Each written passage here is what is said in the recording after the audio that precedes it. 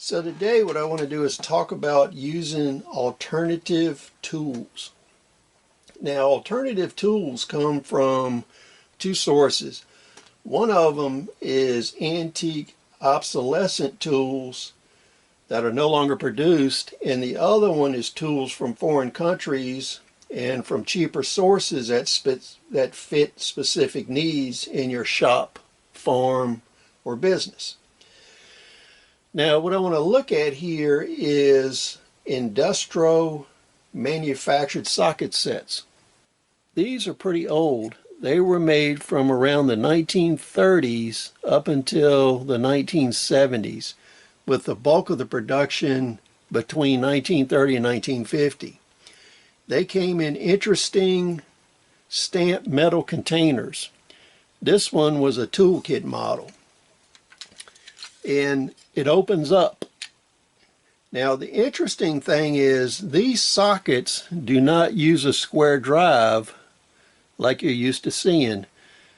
These were one of the early forms of sockets that are no longer manufactured, and they actually use a hex drive.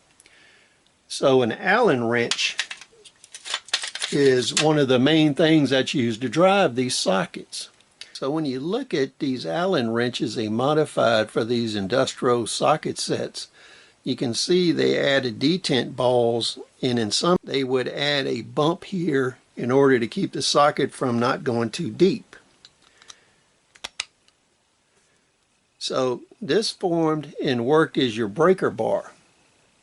And of course you can use this on both ends to do your work. Now, what they did is they had a primitive type of ratchet, and this is from around 1930, and this was pressed metal, and you can see the hex drive in it. So what they would do is they had another piece like this. On one side it had a slotted screwdriver head, the other had a hex head. So you would insert this, and you could do it one of two ways. You could use a screwdriver in and use this as a screwdriver. Or you could use it to limit the depth of engagement. The other way you could do is you could take this piece and insert it in your socket, and then you insert that onto your drive. And this way you can do your work. And if you want to reverse the direction, you just turn it over like you would a modern wrench. Now, in looking at these antique tools, I've found the handles for the larger drive size are pretty common. It's pretty difficult to find these ratchets for the small size. So this particular set was a 1/4 inch drive, and you'll notice it's got a nice stamped case that holds everything secure. So when you take out your hex drive here, which is an Allen wrench, it allows you to withdraw your sockets. And this is actually a better example than the one I showed you before. You can see the indentation right there, which makes a bump. That keeps the socket from going too deep. And then you have your ball detent there on the top.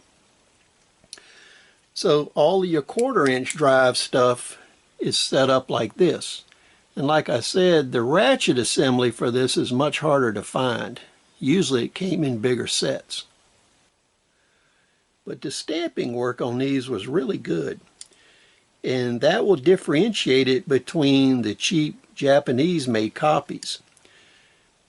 From the 30s up through the 70s, a lot of Japanese copies were made of these type of tools and imported into the United States and sent around the rest of the world. And these copies usually were not as well made as the Industro brand. You can also find all these Industro sockets marketed as Craftsman from Sears and Roebuck. So occasionally you'll see these marked Craftsman.